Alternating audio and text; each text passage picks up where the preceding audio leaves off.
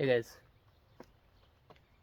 so this is in series of making my paramotor more safe and usable, and I wanted to show how I transport my motor because there are a lot of questions around custom built paramotor racks, and there are a few in the market, but I don't like to have a lot of stuff. I already had, or uh, well, I had a different rack which I ended up discarding, but I just went ahead and bought a multi-purpose rack.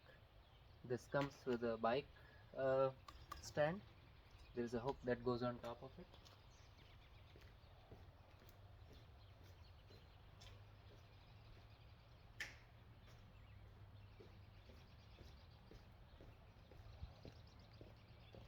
So there is a hook that goes here and that holds the bike. I use this to hold my motor. But before that, you have to do a couple things, especially if you are spending thousands of dollars on your motor. You want to make sure that you're transporting it safely. I have also heard about people looking for covers, and the covers add a lot of resistance, and at a high speed, it can actually destroy your motor by bending the cage or whatnot. So I don't use a cover. I don't expect to drive in rain and stuff. I'm only flying locally. If I start flying in other parts of the country, and if I have to do a long drive, I'll probably just disconnect the hoop and put it inside. But we'll see. So first thing you want to do when you get a hitch rack, you want to put a hitch stabilizer. It's called a hitch stabilizer or an anti-rattle stabilizer. I have seen a lot of people who don't use it, and if you don't do that, your rack is going to move independent of your hitch. So right now, see, if I shake this, the car shakes, meaning they are tightly connected. You want to tighten it as tightly as possible here. See that? Yeah. So it has two. It's a U bolt that comes from the bottom, and then you tighten these two nuts. So it holds it together. Now it's, as you can see, even if I shake it, it's not shaking. So this is an anti-rattle hitch stabilizer. That's the first thing you need. Second thing, when you get a hitch rack like this, it comes with wire mesh here, and this is not built for concentrated loads. This is built for distributed loads. You can put a bag, you can put a small box. If you put a motor on this and the base of the motor hits here, it's gonna break the mesh. It will sink, especially if you go over a bump, it's going to break it. Not to mention it's going to shake like crazy when you drive it, because it's not very stable.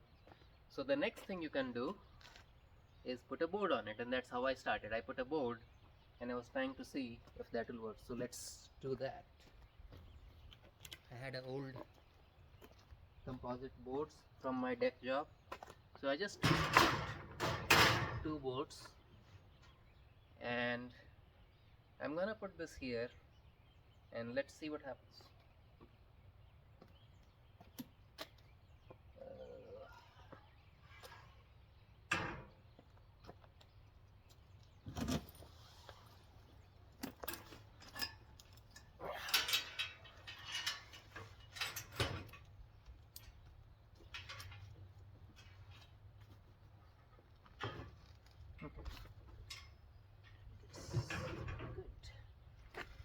Alright, so now the motor is actually correctly resting on these boards. You can see that. Alright, now the motor is on the boards, but as you can see, if you shake it, it still distorts the mesh. You see that? And it's going to shake like crazy. So the next thing you want to do is, instead of a composite board, use a wood board and put it across the width of the rack. Now what I ended up doing was put two boards across, but then I screwed more boards and made a frame for my motor. So let me put that and show you how that looks. When you have this, you have to lift it really high to clear off all the belts and material.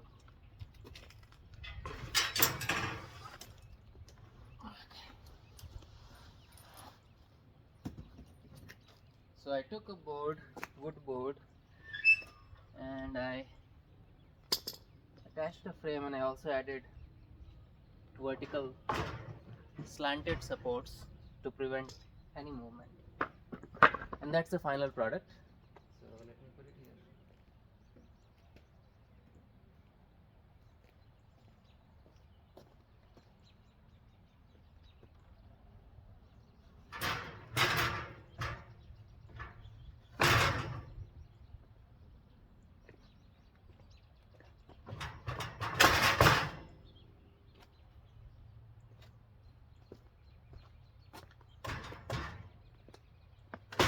Alright.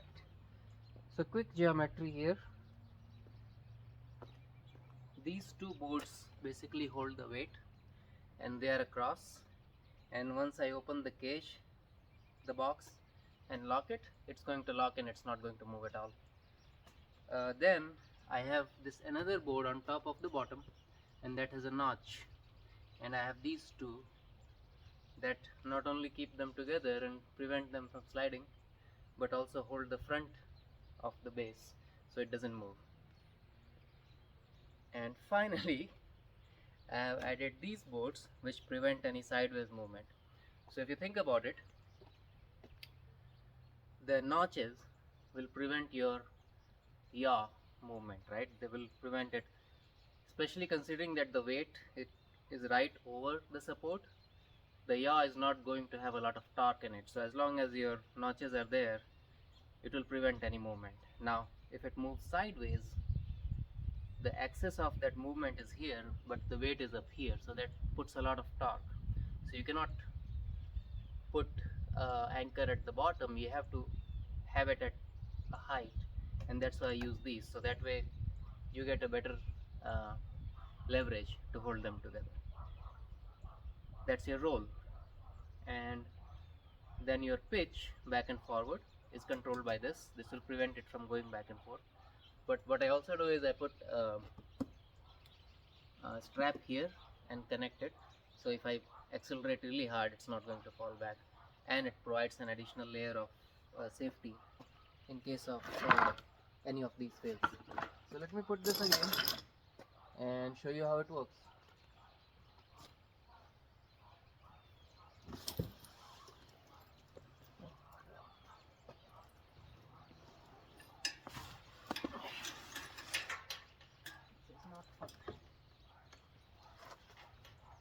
I hope this is the last time I'm doing this.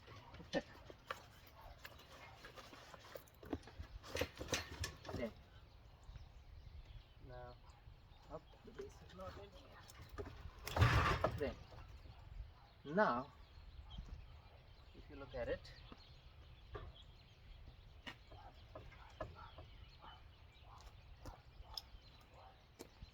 this will prevent vertical movement. So now it's going to lock it, and then it's not going anywhere.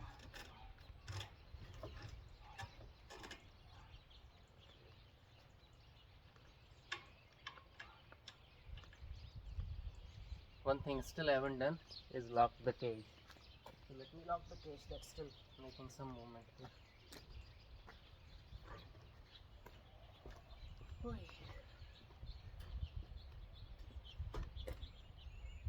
Ah, that's what was causing this.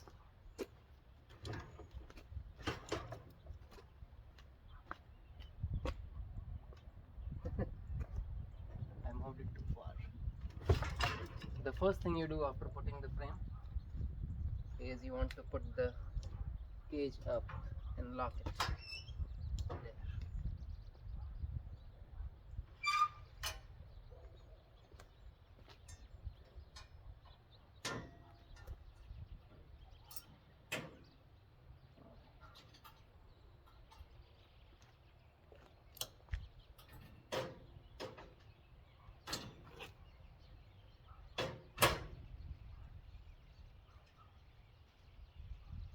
There. That's what was causing that unusual movement.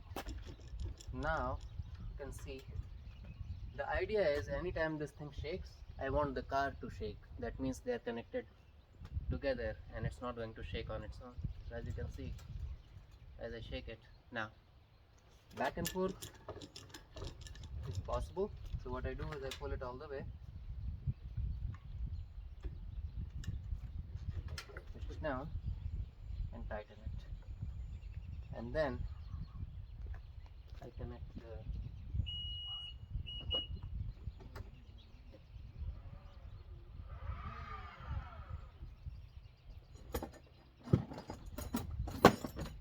I'll show the whole solution so you understand what I'm doing. Put this through. If you have a long strap, you can lock it in an anchor inside the car. I just leave it here, it's not gonna come out. And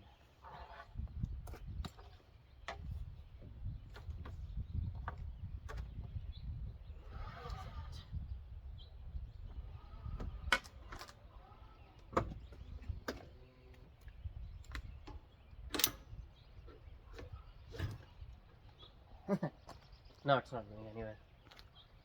See that?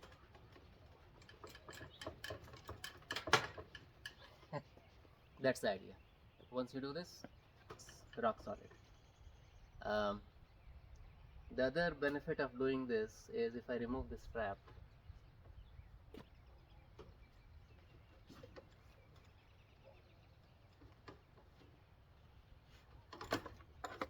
I can actually use this frame to even warm up my engine, so I don't have to put it on my back because I don't have a very strong back. So let me leave this here. Make sure the prop is here, and let's try to start it. Actually, let's give it a little bit of pump. Right. Always have your throttle and kill switch in hand, and I always use the other hand to pull it.